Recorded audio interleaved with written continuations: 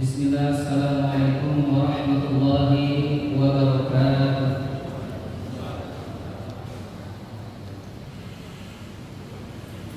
Alhamdulillahirabbil alamin, wassalatu wassalamu ala asyrafil anbiya'i wal mursalin wa ala alihi wa sahbihi wa man sara ala darbihi ila yaumil. Qala Allah subhanahu wa ta'ala fi kitabihil aziz, a'udzu billahi minasy syaithanir rajim. Bismillahirrahmanirrahim.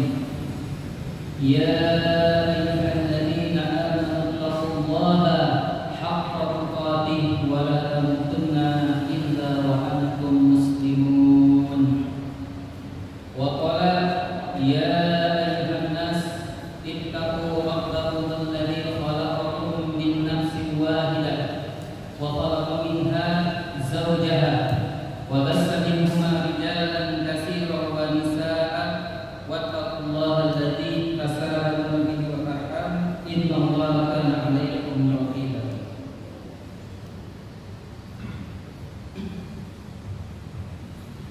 Wa qala Nabi sallallahu alaihi wasallam fi hadisihi man salaka tariqan yaltamisu fihi ilman sahalallahu lahu bihi tariqan ilal jannah. Kaum muslimin dan muslimat sidang salat maghrib yang dimuliakan oleh Allah Subhanahu wa taala.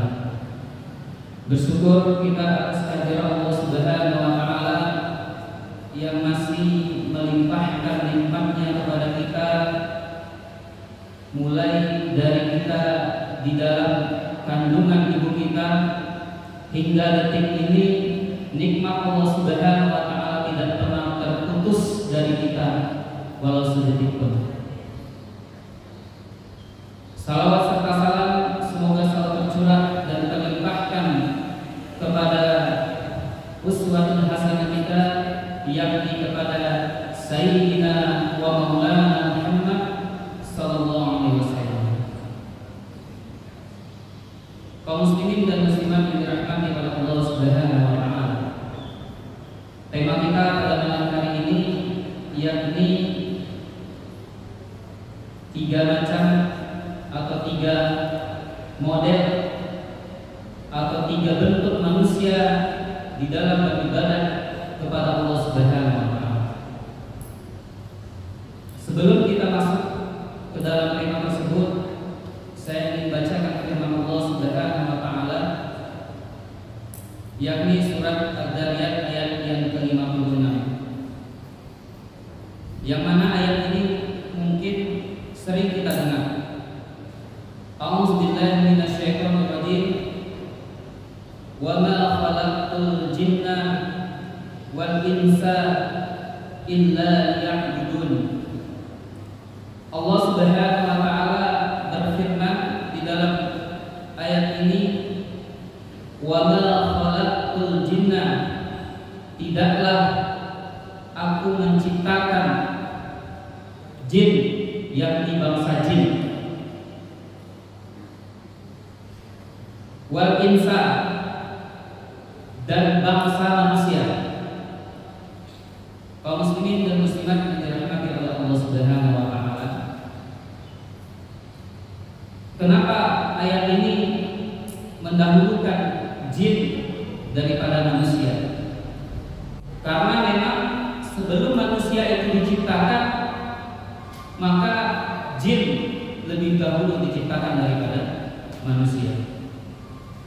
Sehingga Allah Subhanahu wa taala katakan, wa ma khalaqtul jinna, tidaklah aku menciptakan jin, wal insa, dan bangsa manusia. Manusia di sini seluruh manusia, baik dia beriman kepada Allah Subhanahu wa taala maupun manusia yang kafir terhadap Allah Subhanahu wa taala. Kalau dia selagi manusia, maka dia tergolong ke dalam al-insan, yakni manusia, baik dia kafir maupun muslim. Kemudian Allah Subhanahu wa taala melanjutkan ayatnya, illa, melainkan, liya'buduna, agar setiap aktivitas hariannya itu digunakan untuk beribadah kepada Allah Subhanahu wa taala. muslimin dan muslimat yang dirahmati oleh Allah Subhanahu wa taala. Jadi bangsa jin juga terkena syariatnya Allah Subhanahu wa taala. Ya.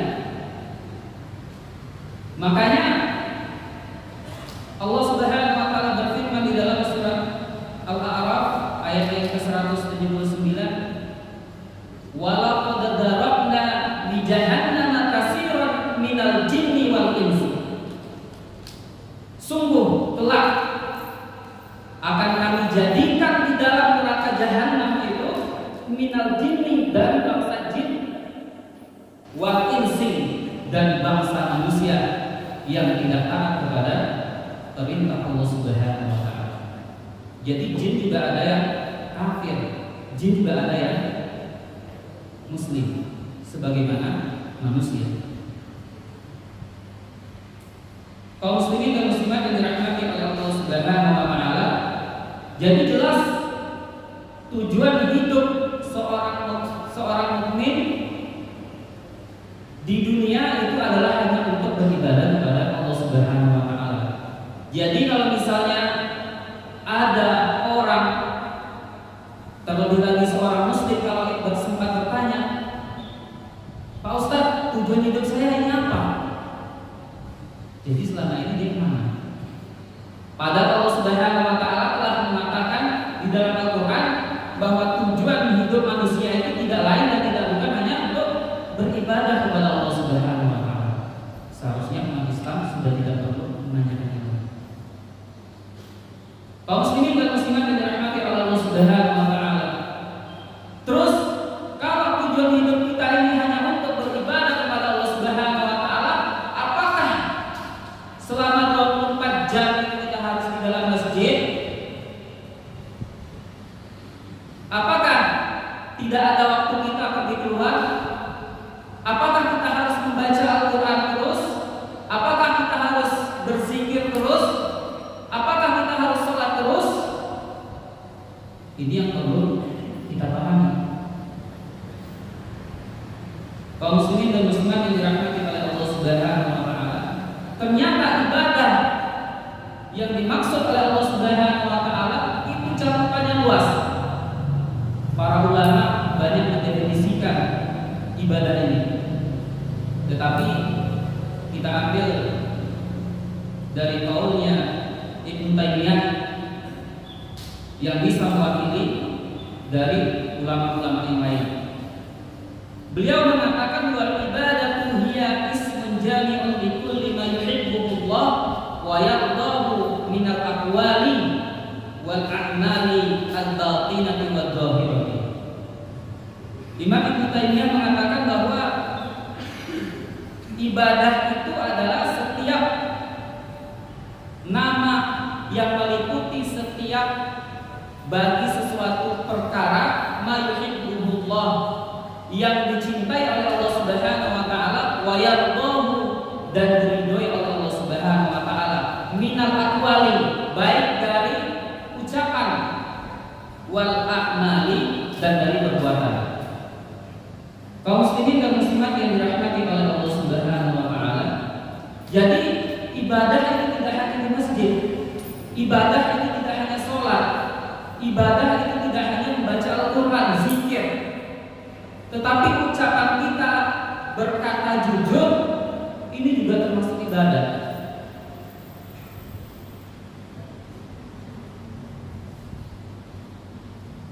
Kaum muslimin dan muslimat yang dirahmati oleh Allah Subhanahu wa taala, sehingga ibadah itu ada ibadah lisan, ibadah hati, dan ibadah anggota badan.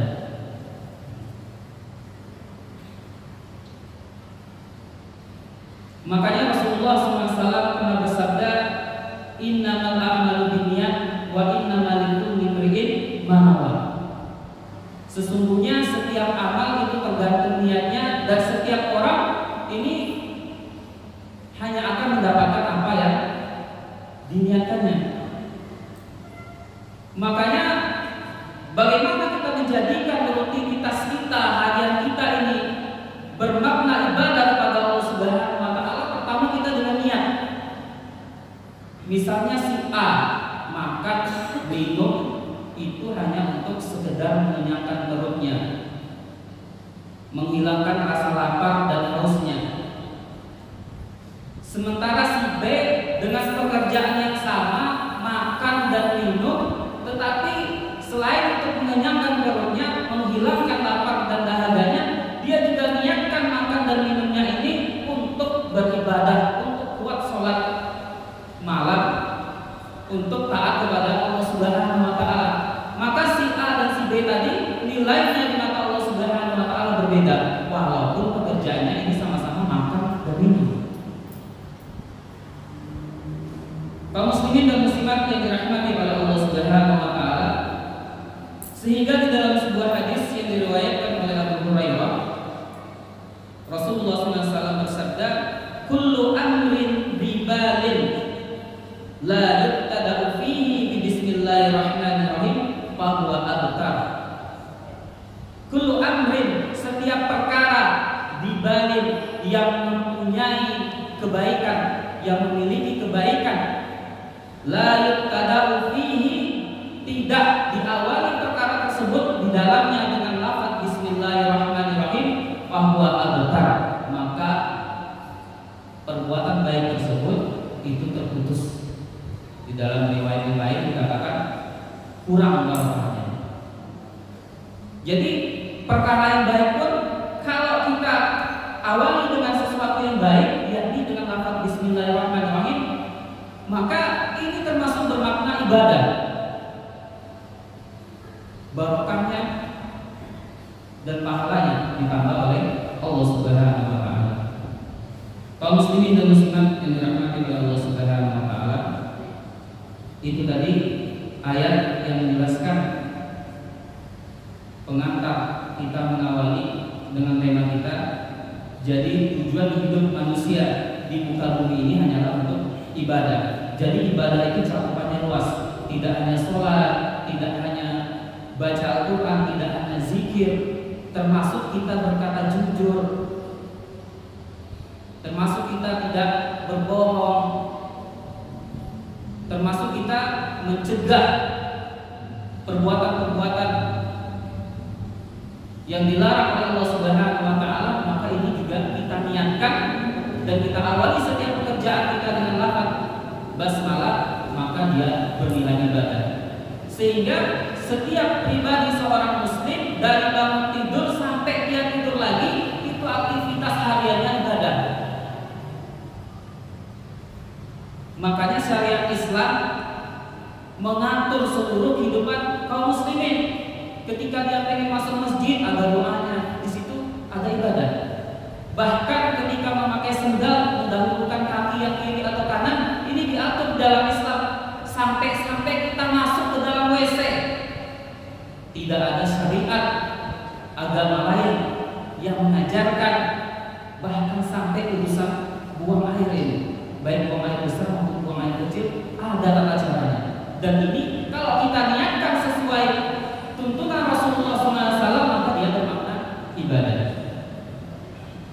Kaum muslimin dan muslimat yang dirahmati oleh Allah Subhanahu wa Ta'ala, makanya Imam Ali radhiyallahu anhu mengatakan bahwa ketika manusia beribadah kepada Allah Subhanahu wa Ta'ala, maka ada 3 golongan, 3 macam atau 3 bentuk manusia dalam beribadah kepada Allah Subhanahu wa Ta'ala. Imam Ali radhiyallahu anhu mengatakan, inna qauman, sesungguhnya ada suatu kaum, abadullah, yang mana mereka beribadah kepada Allah Subhanahu wa Ta'ala rubbatan, sebab mereka mencari untung. Fatilka, maka orang yang seperti itu dikatakan ibadah tujar, ibadahnya seorang pedagang. Ini yang pertama. Kaum muslimin dan muslimat yang dirahmati oleh Allah Subhanahu wa Ta'ala, jadi ada tipe manusia itu beribadah kepada Allah Subhanahu wa Ta'ala itu seperti ibadahnya seorang pedagang. Kalau kita tahu bahwa pedagang ini lumrahnya cari untung atau cari rugi?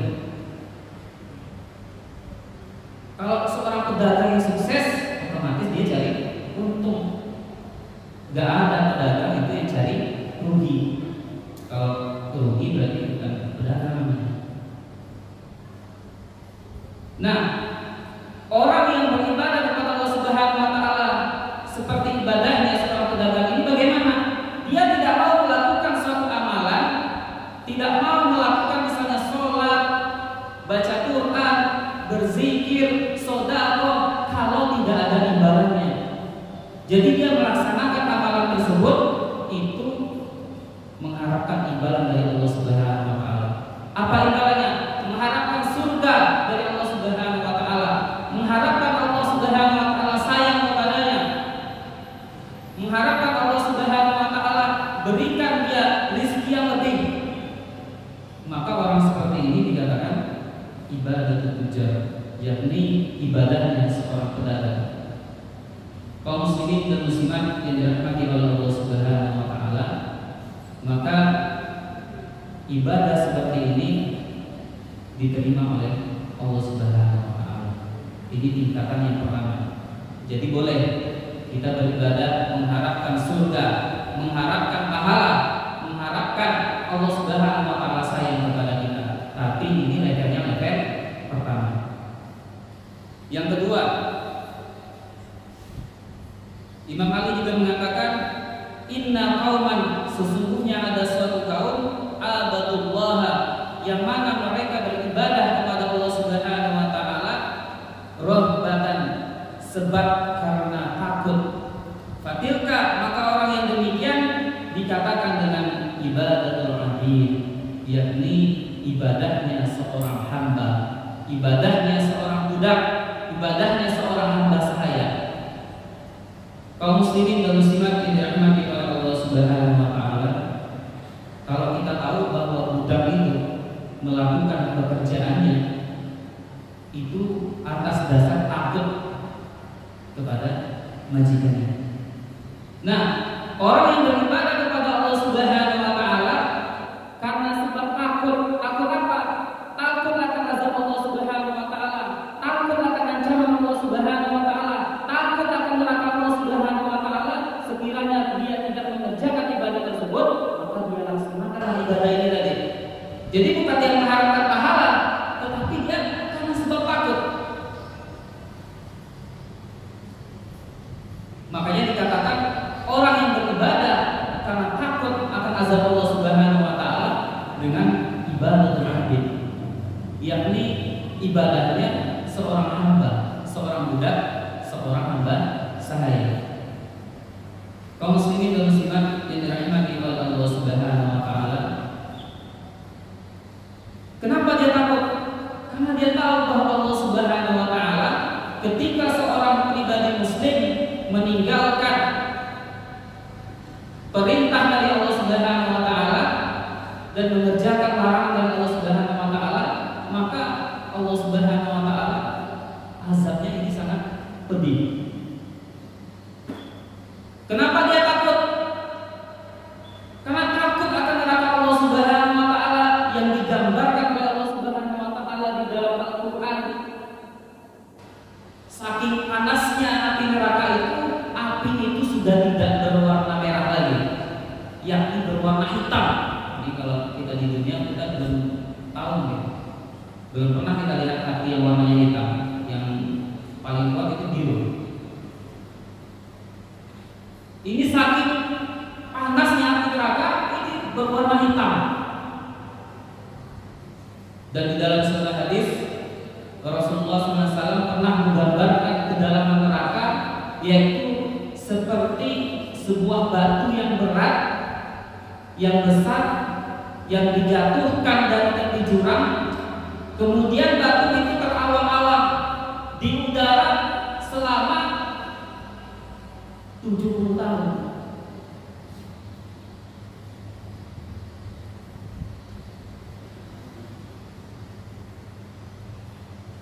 Baru sampai ke dasar neraka. Nah, kaum muslimin dan muslimat yang dirahmati oleh Allah Subhanahu wa taala, bahkan ada orang yang beribadah kepada Allah Subhanahu wa taala karena sebab takut. Takut apa? Takut dengan malaikat Malik, yakni digambarkan di dalam kisah Isra dan Mi'rajnya Nabi Muhammad SAW. Ketika Nabi Muhammad ini diajak untuk melihat surga, melihat neraka, seluruh malaikat, seluruh nabi ketika ketemu dengan Rasulullah SAW ini tersenyum. Dan ketika disalami oleh Rasulullah SAW itu dia bahagia, karena ini adalah manusia pilihan dari Allah Subhanahu wa Ta'ala. Nah, ketika sampai di depan pintu neraka, Nabi Muhammad ini ketemu sama malaikat Malik, disalami oleh Rasulullah. Ketika itu malaikat Malik sedikit pun tidak tersenyum. Ini Rasulullah ya, manusia yang agung, manusia pilihan, utusan Allah Subhanahu wa Ta'ala, disalami tidak tersenyum. Saking seramnya, saking menakutkannya. Setelah itu malaikat Malik ini banting pintu neraka ditutup. Kemudian setelah itu Rasulullah pergi. Setelah itu bertanya Rasulullah, wahai Jibril, kenapa itu tadi Malik gak tersenyum sedikit pun? Gak ada di raut wajahnya tanda-tanda orang bahagia, yang tidak ada. Kok kayaknya pengen marah saja. Dikatakan oleh Jibril, wahai Muhammad, begitulah Allah Subhanahu wa Ta'ala menciptakan malaikat Malik. Semenjak dia diciptakan hingga nanti hari kiamat, dia itu memang tidak pernah tersenyum.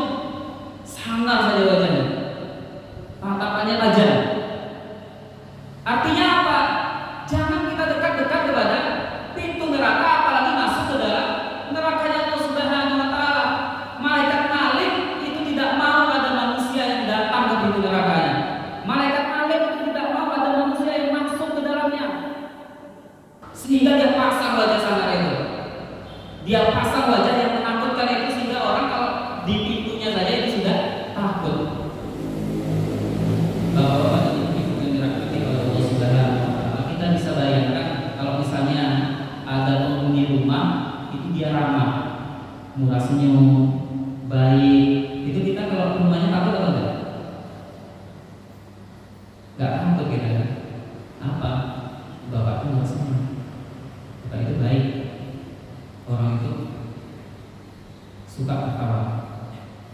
Tapi bayangkan kalau misalnya kita ada lewat di depan rumah orang dan orang ini mukanya merenggut saja, matanya merah, bawaannya pengen marah saja, itu kita mau nggak dekat-dekat rumah? Otomatis kita nggak mau.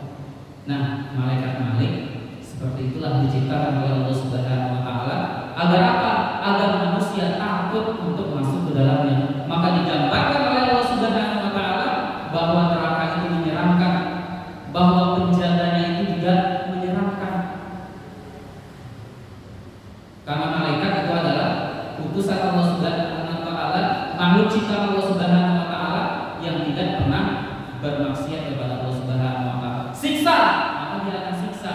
Jadi walaupun kita mengemis-ngemis, mengadu-ngadu kepada malaikat itu tidak akan menggubris, karena dia tidak punya rasa kasihan. Jadi kalau malaikat penjaga neraka. Kaum muslimin dan muslimat yang dirahmati oleh Allah Subhanahu wa Ta'ala, jadi ketika ada seseorang yang beribadah kepada Allah Subhanahu wa Ta'ala karena sebab takut akan azab Allah, karena sebab takut akan nerakanya Allah Subhanahu wa Ta'ala, maka orang ini dikatakan dengan ibadah adil, yakni ibadahnya seorang hamba, ibadahnya seorang budak. Ini ibadah yang berada di level kedua.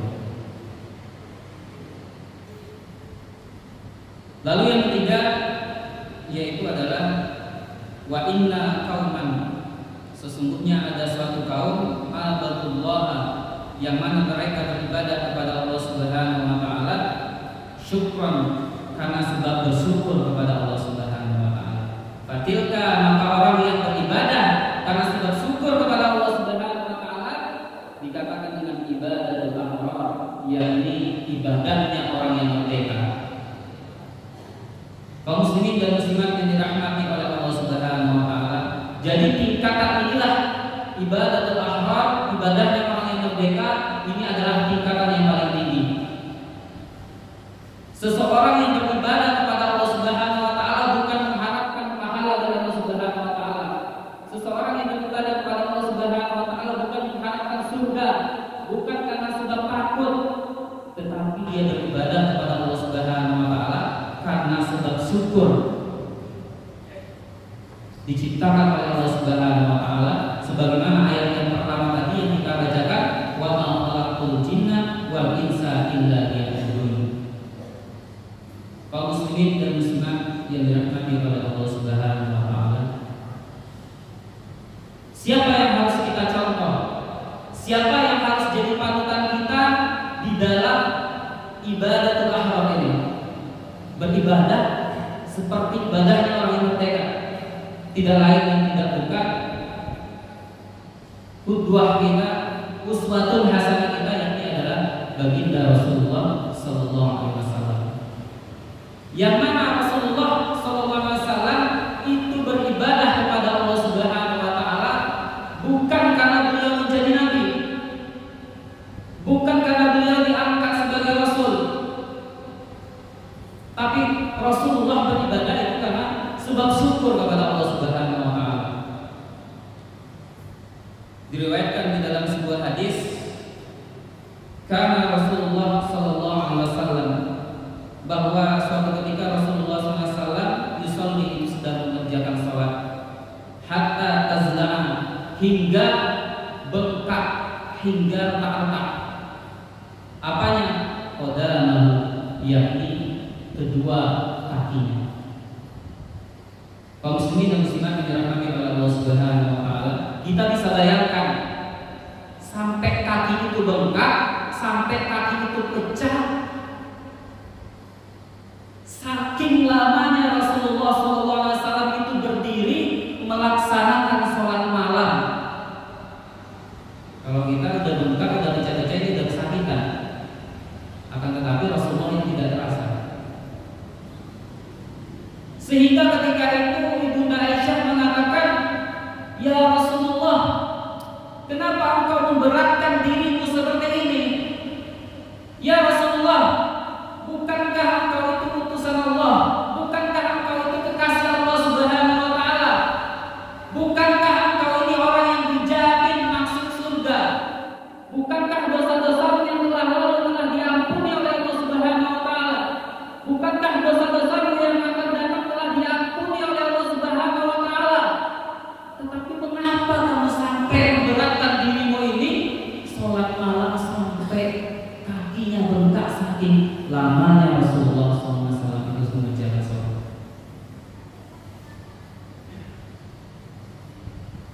Kaum muslimin dan muslimat yang dirahmati oleh Allah Subhanahu wa taala. Apa jawaban Rasulullah? Ya Aisyah, wahai Aisyah, afala akunu abdan syakuran? Apakah tidak boleh aku menjadi hamba yang bersyukur? Apakah tidak boleh aku menjadi hamba yang bersyukur karena telah diciptakan aku sebagai manusia? Apakah tidak boleh aku menjadi hamba yang bersyukur karena aku diberikan nikmat iman oleh Allah Subhanahu wa taala? Apakah tidak boleh aku menjadi hamba yang bersyukur karena aku dilahirkan, diutus sebagai seorang nabi dan rasul?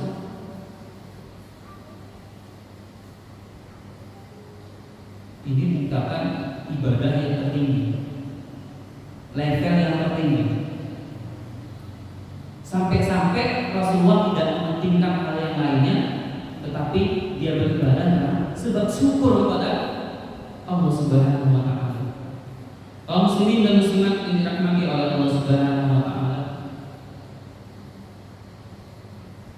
bahwa nikmat iman, nikmat istiqomah di dalam Islam itu pemberian dari Allah Subhanahu wa taala. Jadi jangan mengira kita hari ini beriman kepada Allah Subhanahu wa taala, meyakini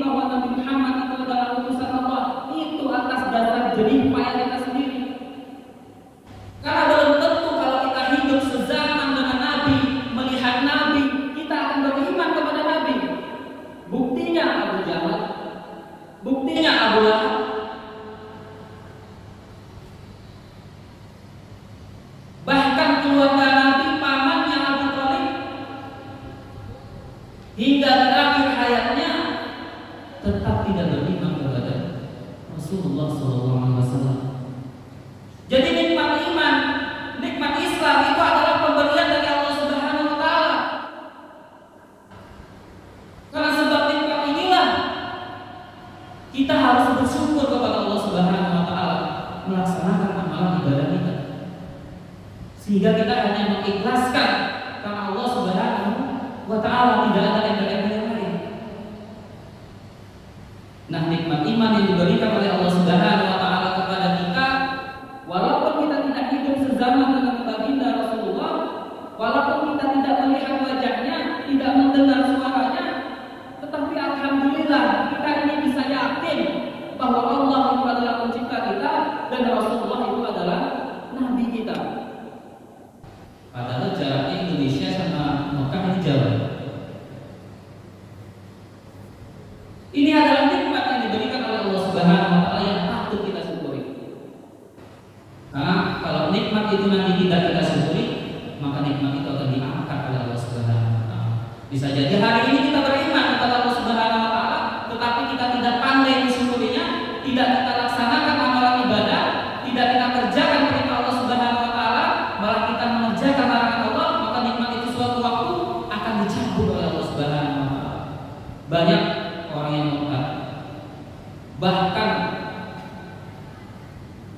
orang yang tinggi ilmunya sekali berulama pun kalau tidak pandai mensyukuri nikmat Allah Subhanahu wa taala, bisa jadi dipelesetkan dan disesatkan oleh Allah Subhanahu wa taala. Nah, kaum muslimin dan muslimat yang dirahmati oleh Allah Subhanahu wa taala, dari ketiga ibadah ini, ibadah tujar, ibadah adil, ibadah ahrar, ini masing-masing diri kita introspeksi diri, kita cek ini kualitas kita ini di tingkatan yang mana. Tingkatan yang pertama kan ibadah tujar, kita beribadah kepada Allah dengan sebab ingin dapat pahala, ingin surganya Allah, atau ibadah abid, ibadahnya seorang hamba karena kita sebab takut kepada Allah Subhanahu wa taala, takut ancaman Allah Subhanahu wa taala, takut siksa Allah Subhanahu wa taala, takut akan neraka Allah Subhanahu wa taala. Atau kita berada di level yang tertinggi, yakni ibadatul ahrar, ibadahnya orang-orang yang merdeka. Tidak penting lagi itu pahala.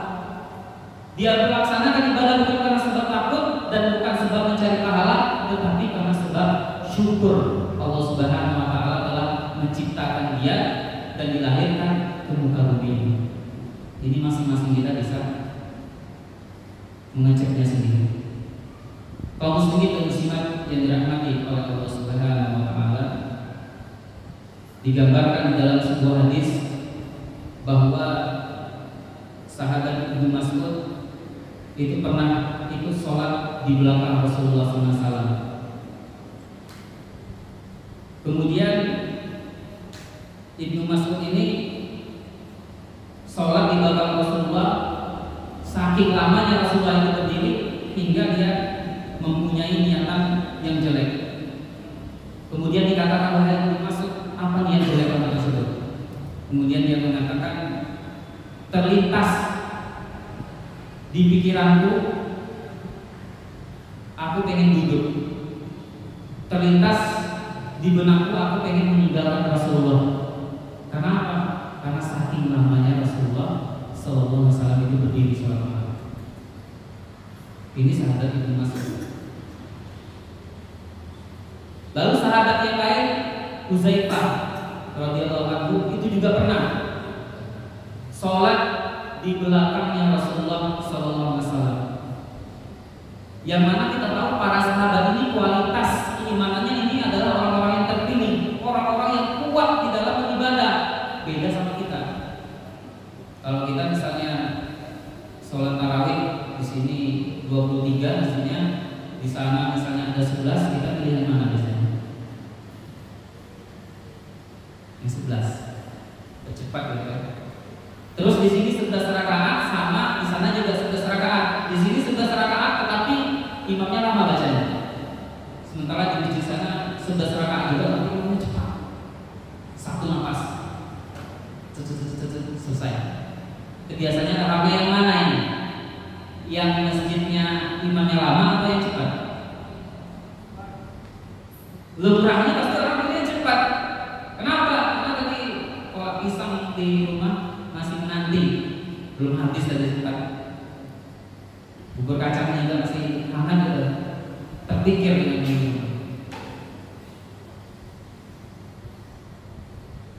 Nah, kaum muslimin dan muslimat yang dirahmati oleh Allah Subhanahu wa taala, tidak begitu dengan sahabat Nabi.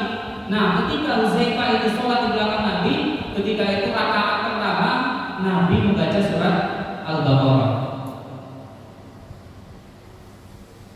Kemudian Nabi terus membaca. Bacaannya Nabi ini tartil, tidak cepat-cepat, sesuai dengan makhrajnya juga dan tajwidnya. Ketika itu Huzaifah ini berada di belakang Nabi mengatakan, nanti di ayat yang 100 kayaknya Rasulullah yang bakal rukuk ini. Sesampainya di ayat yang 100 surat Al-Baqarah, ternyata Rasulullah tidak rukuk. Sampai selesai surat Al-Baqarah itu, wah, alhamdulillah, surat Al-Baqarah selesai. Kayaknya bakal rukuk ini. Udah lama berdirinya ini, bacaan juga tartil. Kaum muslimin dan muslimat yang dirahmati oleh Allah Subhanahu wa taala, ternyata setelah habis surat Al-Baqarah Rasulullah juga tidak rukuk.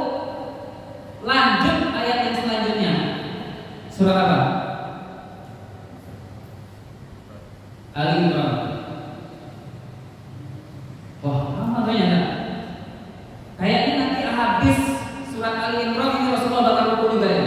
Karena nggak mungkin ini udah panjang kali Al-Baqarah dilanjut dengan Ali Imran.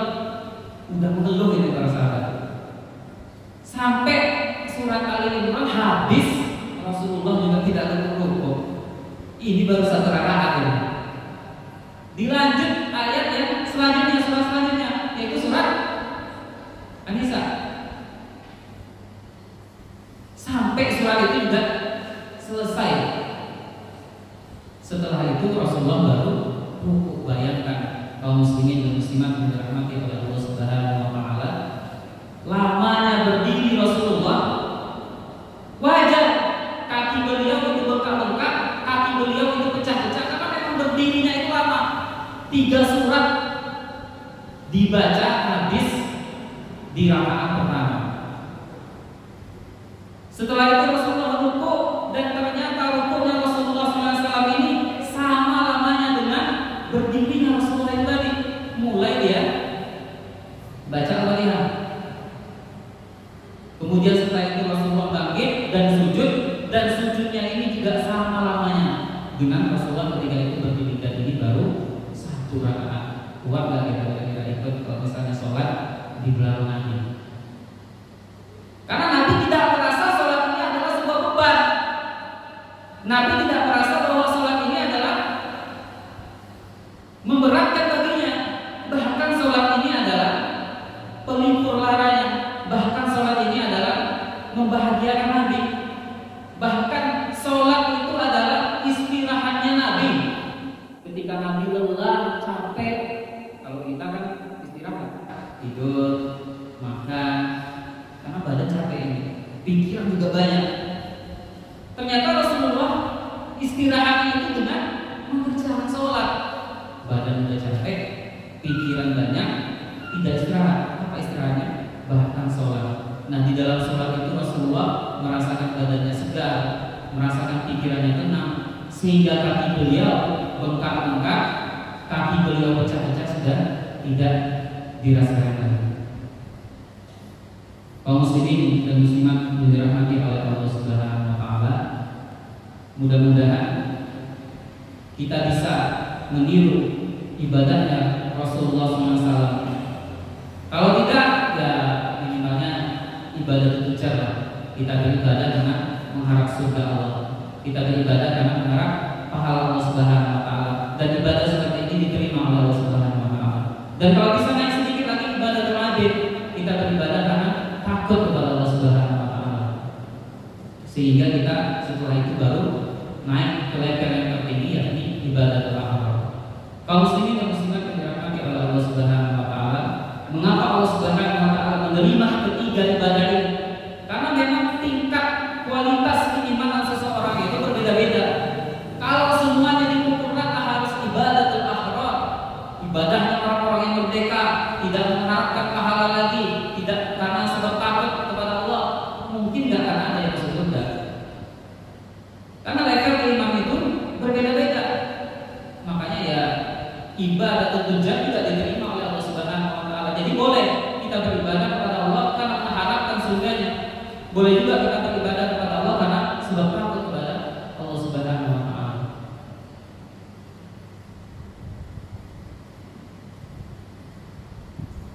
Kaum muslimin dan muslimat yang dirahmati oleh Allah Subhanahu wa taala, ini waktunya masih berapa menit?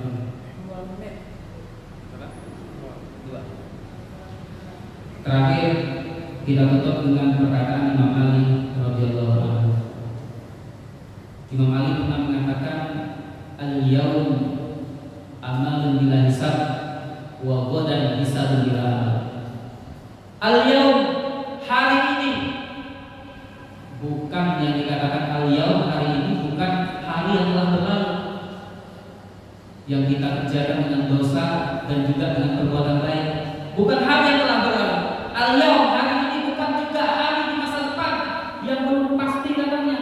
Karena tidak ada seorang manusia yang bisa memastikan dirinya hidup sampai besok pagi. Ini membuktikan bahwa manusia itu tidak berdaya. Al-yaum, hari ini hari yang mataharinya menyinari kulit kita. Al-yaum, hari ini yang pagi harinya kita dibukakan mata kita oleh Allah Subhanahu wa taala. Al-yaum, hari ini yang masih kita menghirup udara. Nikmat yang diberikan oleh Allah Subhanahu wa taala. Al-yaum amalun bila hisab, yakni waktunya kita beramal dan tidak ada hisab. Baik manusia itu menjalankan sholat, puasa, baca Quran dan amal-amal lain, maka tidak akan diminta pertanggungjawaban karena al-yaum hari ini kita masih ada di muka bumi ini. Jadi ibadah itu terbatas, ya, ibadah itu terbatas. Sholat itu terbatas, ya, sholat itu terbatas sampai kita dipanggil oleh Allah Subhanahu wa taala. Sementara nanti di akhirat sudah tidak ada sholat, sudah tidak ada baca Quran, sudah tidak ada amal yang lain. Wawadan, dan esok maksudnya hari kiamat, hisab bila amal. Yang ada hanyalah hisab dan tidak ada amal. Yang ada hanyalah pertanggungjawaban atas apa yang kita kerjakan.